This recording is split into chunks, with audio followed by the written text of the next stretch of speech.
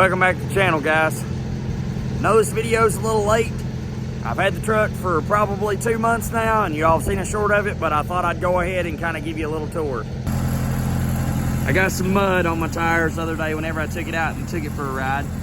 And yes, I do use a four-wheeler tire and a couple trash bags to cover my exhaust, so you'll notice that probably.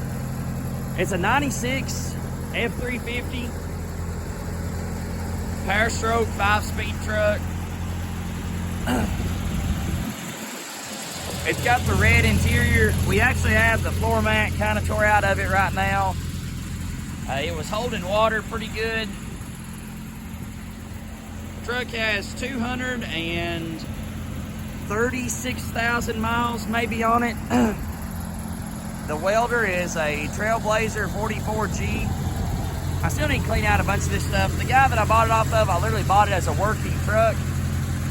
I did find out though that the guy that bought this truck brand new, he was not the guy that I ended up buying it from, but the guy that I bought it brand new, or the guy that bought it brand new, that the guy that I bought it off of, actually had this Welder completely rebuilt using, from what I probably assume, Miller parts.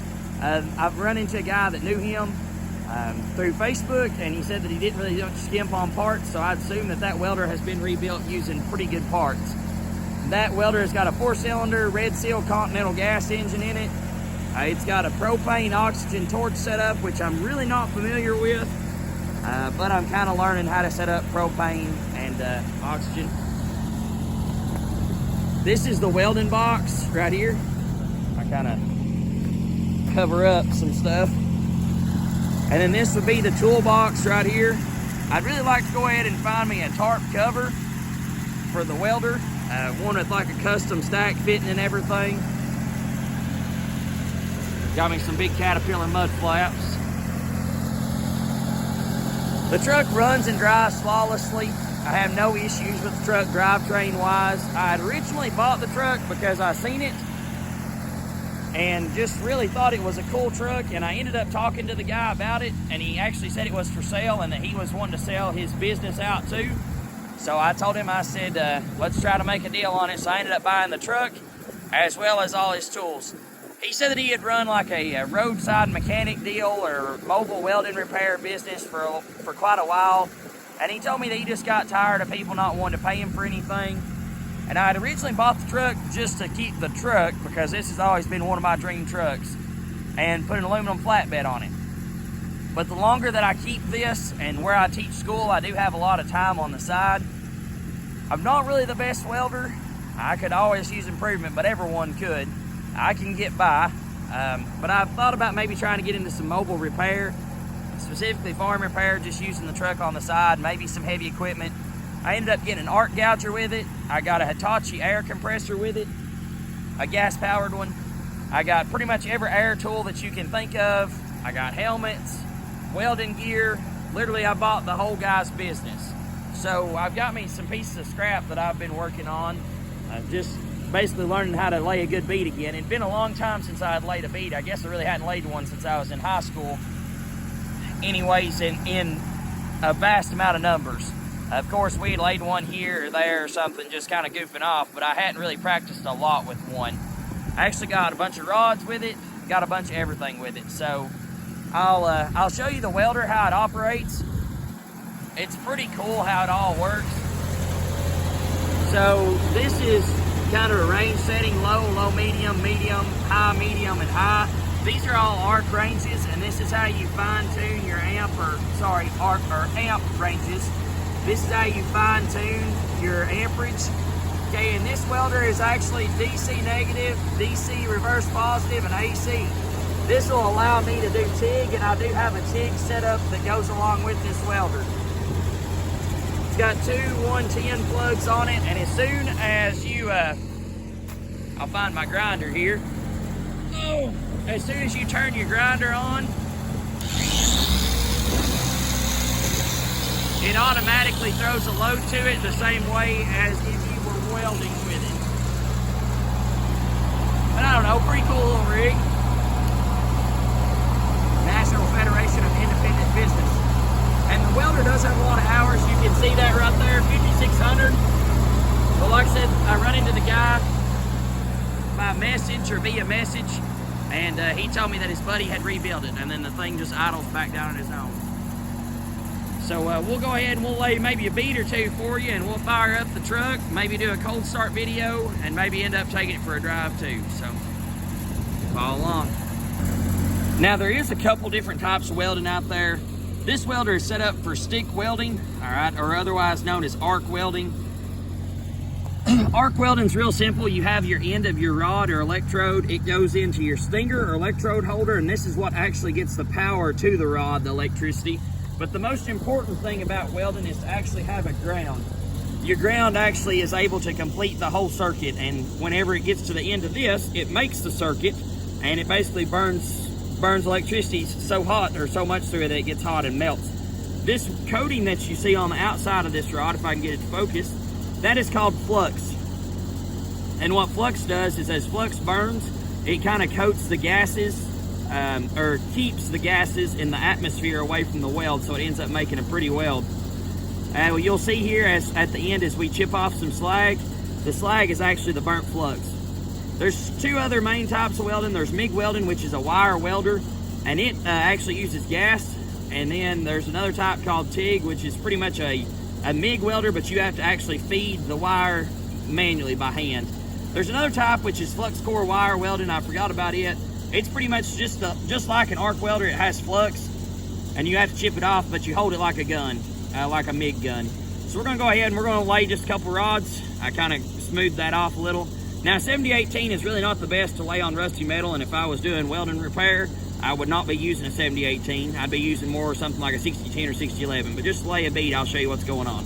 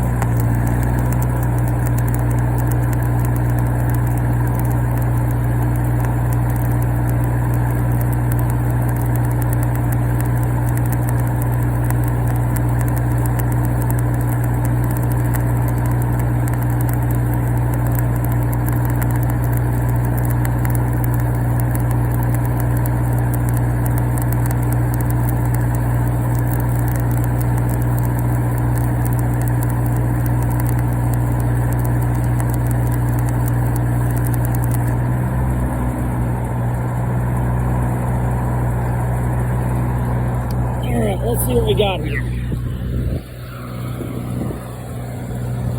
Okay, you will see that weld, that is a weld with flux still on it, and I'll go ahead and get my slag hammer and we'll chip that off.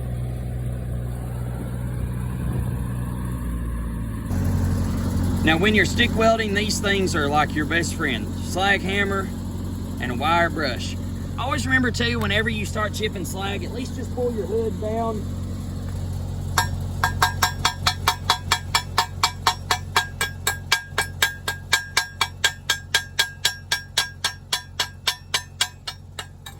Okay, so go ahead and keep your slag off. Then take your brush.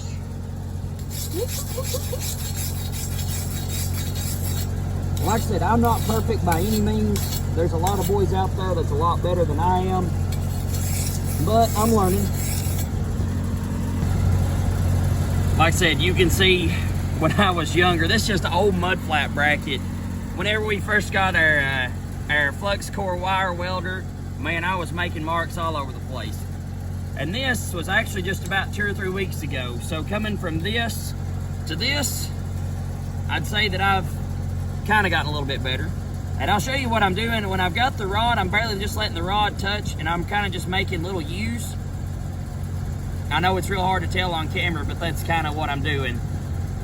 The heat probably could be a little bit better, But now one thing about 70-18 rod, 70-18 rod is more like a cap style rod instead of a penetration style rod.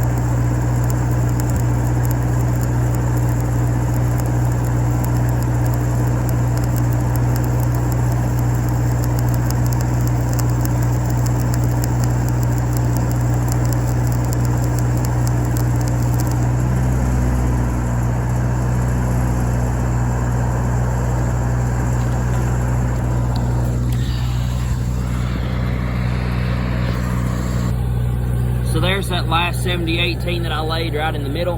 And I wondered if I didn't turn the amperage up, or maybe I had the amperage too high on this one too, the 60-10. But that is always a real good sign. Whenever you look and you see that flux cracking like that, the easier that slag is to come off, the better the weld, I feel like. Or at least it's kind of cooler anyways.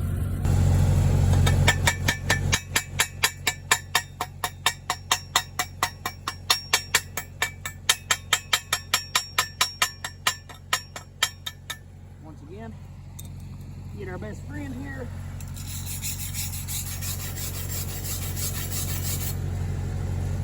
Clean that puppy up. Like I said, it ain't the best. But like I said, considering coming from that to that, I'd say we're getting better.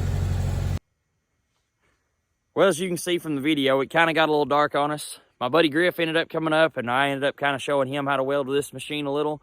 I know I told you I'd probably do a cold start video in this video, but we'll probably try to get the truck's interior back together, maybe give it a nice bath and everything like that, and then I'll do a video over the truck. Just kind of want to go over some welding basics and to show you all how this old girl welded. Thank you all for watching, and I hope you all enjoyed the video.